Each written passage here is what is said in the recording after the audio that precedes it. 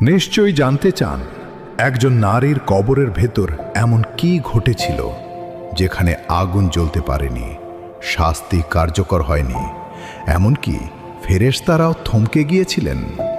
তিনি ছিলেন এক নেককার নারী। দুনিয়া থেকে তিনি বিদায় নিলেন। জানাজা উঠল, কবরে নামানো হলো, মাটি দেওয়া হলো, আর মানুষ সবাই ফিরে গেল।